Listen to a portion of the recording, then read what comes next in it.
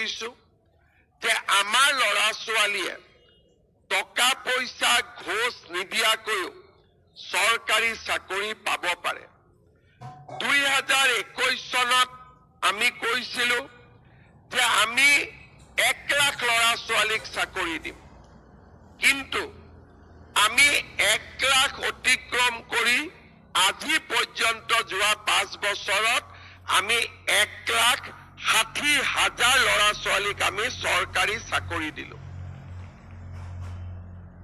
আমাৰ ৰাজ্যত প্ৰথমবাৰৰ বাবে ঘোষ নিদিয়াকৈ টকা নিদিয়াকৈ চৰকাৰী চাকৰি পাব পাৰে তাৰ আমি এটা বিশ্বাসৰ পৰিৱেশ সৃষ্টি কৰিলো এতিয়া মোক ল'ৰা ছোৱালীয়ে সোধে যে মামা দাদা এডিআৰি 3 কেতিয়া হ'ব অৰ্থাৎ ল'ৰা ছোৱালীৰ মাজত এটা আশাৰ সঞ্চাৰ হৈছে যে আমাৰ শিক্ষাৰ সম্পূৰ্ণ কৰাৰ পিছত আমি কিবা এটা কৰ্মসংস্থাপনৰ সুবিধা পাম ৰণোজ বেগু ডাঙৰীয়া আৰু মই আলোচনা কৰিছিলো আমি দেখিছো যে এই 5 বছৰ নহয় অহা 5 বছৰতো আমি 1.5 লাখ 2 লাখ ল'ৰাক আৰু চৰকাৰী চাকৰি আমি দিব পাৰিম অকল শিক্ষক আৰু অধ্যাপক অধ্যাপিকা আমি প্ৰায় 55,000 নতুন ল'ৰা ছোৱালীক আমি চৰকাৰী চাকৰি আমি দিব পাৰিম অৰ্থাৎ আমাৰ যিটো লক্ষ্য এফালে উদ্যোগ যাতে আমাৰ ল'ৰা ছোৱালীয়ে উদ্যোগত কাম কৰিব পাৰে এফালে হাই স্কিল AI যিটো আমি ITI দেখুৱালো ইয়াত ল'ৰা ছোৱালী পাছ কৰাৰ লগে লগে ভাৰতৰ যিকোনো জাগাৰ পৰা মেনুফেকচাৰিং সমূহে আমাৰ ল'ৰা ছোৱালীক লৈ যাব not as a security guard in high paying jobs আমি ফৰেন লেংগুৱেজ আৰম্ভ কৰিছো যে আমাৰ ল'ৰা ছোৱালীয়ে জাপানী ভাষা শিকিব কোৰিয়ান ভাষা শিকিব আৰু বাহিৰতো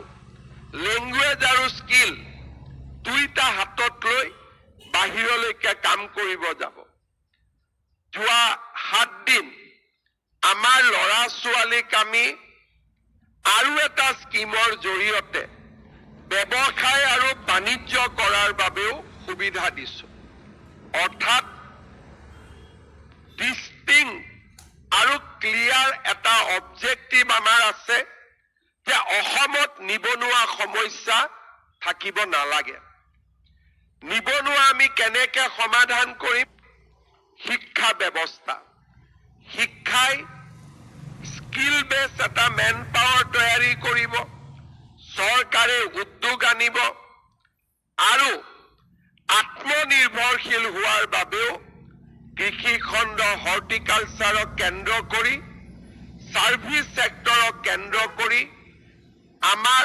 আত্মনিৰ্ভৰ হোৱাৰ প্ৰচেষ্টা থাকিব আৰু চৰকাৰী চাকৰিও আমি নিকা আৰু সুন্দৰভাৱে আমি আগুৱাই লৈ গৈ থাকিম এই গোটেই কেইটা প্ৰয়াসৰ লগত আটাইতকৈ ইম্পৰ্টেন্ট কি যাতে আমাৰ ছাত্ৰ ছাত্ৰীসকলে পঢ়িব পাৰে আৰ্থিক দৈন্যতাৰ বাবে আমাৰ ছাত্ৰ ছাত্ৰীসকল যাতে ড্ৰপ আউট হ'ব নালাগে 3 বছৰ আগতে আমি যেতিয়া নিযুত মইনা আঁচনি আৰম্ভ কৰিছিলো ই অসমৰ শিক্ষা ব্যৱস্থাৰ এটা মাইলৰ খুঁটাত পৰিণত হৈছিল আপোনালোকে জানি ভাল পাব যোৱা বছৰৰ তুলনাত এই বছৰ অসমৰ কলেজত এডমিশন লোৱা ছোৱালীৰ সংখ্যা 50,000 বৃদ্ধি পাইছে আৰু তাৰ মূল কাৰণটোৱে হৈছে নিযুত মইনা আঁচনি নিযুত মইনা আঁচনিয়ে আৰ্থিকভাৱে দুৰ্বল ছোৱালীসকলক এটা শক্তি দিছে যে দেউতা তুমি মোৰ পঢ়াৰ কাৰণে খৰচ কৰিব নালাগে চৰকাৰে আমাক পঢ়ুৱাব নথকাকেও ছোৱালীৰ পঢ়াৰ এডমিশ্যনৰ পৰা নিযুত মইনালৈকে গোটেইখিনি হোৱাৰ পিছত স্বাভাৱিকভাৱে ছোৱালীজনীক সোনকালে বিয়া দিয়াৰ চিন্তা বাদ দিছে আৰু অসমৰ উচ্চ শিক্ষাৰ জগতখনত নিজৰ ছোৱালীজনীক প্ৰৱেশ কৰাৰ বাবে প্ৰেৰণা যোগাইছে। সেই প্ৰক্ৰিয়াৰ লগত অংশ বা সেই প্ৰক্ৰিয়াৰ লগতে সংযোগ কৰি আজি আমাৰ ছাত্ৰসকলৰ বাবেও আমি অলপ সময় পিছতে নিযুত বাবু আঁচনি আৰম্ভ কৰিম। এই নিযুত বাবু আঁচনিত ডিগ্ৰীত যিসকল ষ্টুডেণ্টে নাম লগাব তেওঁলোকে ফ্ৰী এডমিশ্যন পাব আৰু লগত কলেজ চলি থাকে 10 মাহ, 10 মাহৰ বাবে প্ৰতি মাহতে 1000 টকাকৈ চৰকাৰৰ পৰা লাভ কৰিব। এই ষ্টুডেণ্টসকল যেতিয়া ফাৰ্ষ্ট ইয়াৰৰ পৰা ছেকেণ্ড ইয়াৰ যাব এই টকা তেওঁলোকে পায়েই থাকিব আৰু ছেকেণ্ড ইয়াৰৰ পৰা থাৰ্ড ইয়াৰ গ'লেও এই টকা তেওঁলোকে পাই থাকিব। মাত্ৰ এটা কণ্ডিশ্যন, ষ্টুডেণ্টজন উশৃংখল হ'ব নালাগিব আৰু নিয়মীয়াকৈ শ্ৰেণীত উপস্থিত থাকিব লাগিব। এই দুটা কণ্ডিশ্যনত আপোনালোকে প্ৰত্যেক মাহত 1000কৈ 3 বছৰৰ বাবে লাভ কৰিব। কোনোবাই মোক ক'ব যে মামা আমি ছেকেণ্ড ইয়াৰত পঢ়ি আছো, থাৰ্ড ইয়াৰত পঢ়ি আছো, আমি নাপাম নেকি? উত্তৰটো হ'ব আপোনালোকেও পাব, কিন্তু পোষ্ট গ্ৰেজুৱেটত নাম লগাব লাগিব, তেতিয়া ডেফিনেটলি আপোনালোকে পাব। এই 2 বছৰ অপেক্ষা কৰিব লাগিব। নিযুত মইনাও আমি তেনেকৈ আৰম্ভ কৰিছিলো আৰু যিসকলে ডিগ্ৰী পাছ কৰি পোষ্ট গ্ৰেজুৱেটত নাম লগাব তেওঁলোকক আমি 2 বছৰৰ বাবে মাহত 2000 টকাকৈ আমি দি যাম। কিবা কাৰণত অহা বছৰসমূহত যদি আমাৰ আৰ্থিক শক্তি বাঢ়ে আমি এই স্কলাৰশ্বিপৰ পৰিমাণো বঢ়াই লৈ গৈ থাকিম। মই বিশ্বাস কৰোঁ যোৱাবাৰ যেনেকৈ ছোৱালীৰ 50,000 এডমিশ্যন বৃদ্ধি হ'ল, এই আঁচনিৰ ফলত নিশ্চয় ল'ৰাৰ এডমিশ্যনো 50,000 আৰু বৃদ্ধি হ'ব। মই শিক্ষামন্ত্ৰী ডাঙৰীয়াক আৰু এটা আঁচনিৰ কাৰণে অনুৰোধ কৰিম। আটাইতকৈ পইচাৰ প্ৰয়োজন আমাৰ যিসকলে BEdত এডমিশ্যন লৈছে, কলেজবিলাকত BEdৰ কাৰণে বহুত পইচা দিব লাগে। দুখীয়া ঘৰৰ ল'ৰা ছোৱালীয়ে BEdত এডমিশ্যন পৰা নাই। গতিকে BEd ষ্টুডেণ্টৰ কাৰণে আমি এটা স্পেচিয়েল নিযুত মইনা আৰু নিযুত বাবু আৰম্ভ কৰিব লাগে, যাতে কলেজৰ ফিজখিনি ল'ৰা ছোৱালীয়ে দিব পাৰে।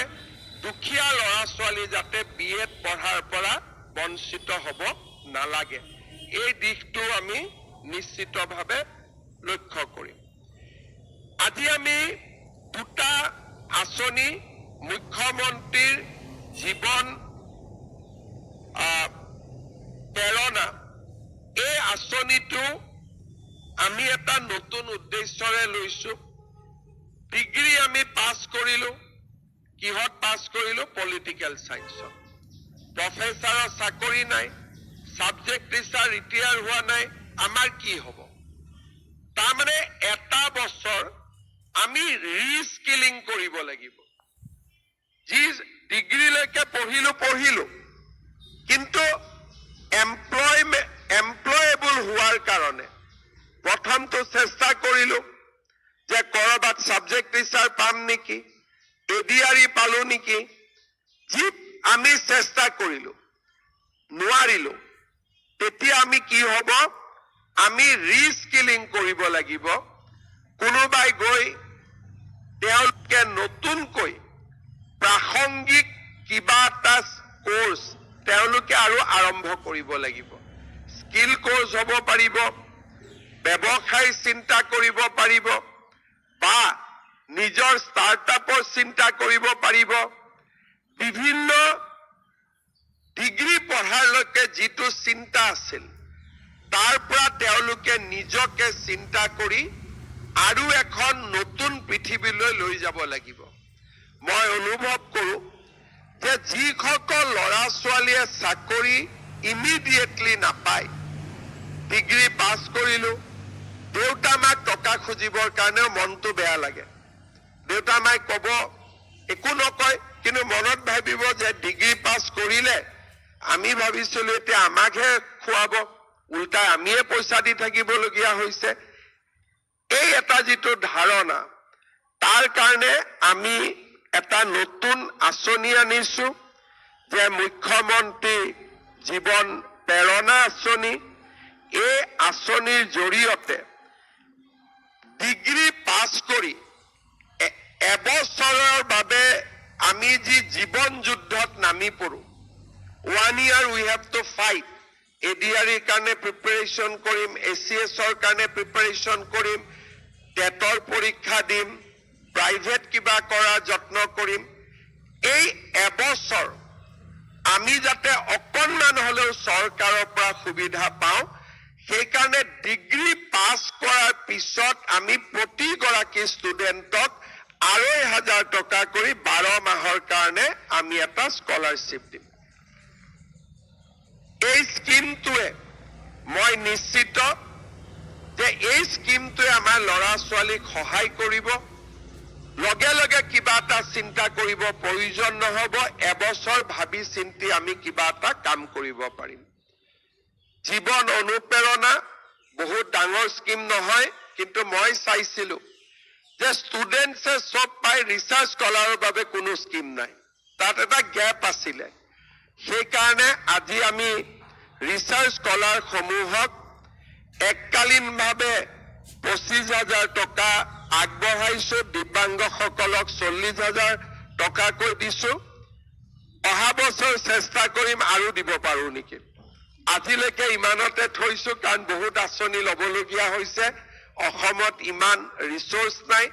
তাৰ মাজতে আৰ্টিফিচিয়েল ইণ্টেলিজেন্সৰো চিন্তা কৰিবলগীয়া হৈছে, পাৰফৰ্মিং আৰ্টছৰো চিন্তা কৰিবলগীয়া হৈছে, দলং, ৰাস্তা, স্কুল, ইমানবিলাক কথা 5 বছৰত চিন্তা কৰিবলগীয়া হোৱাৰ কাৰণে মই যিমান দিছোঁ আৰু মোৰ যিমান দিবৰ ইচ্ছা আছে, দুইটাৰ মাজত এতিয়াও গেপ এটা আছে।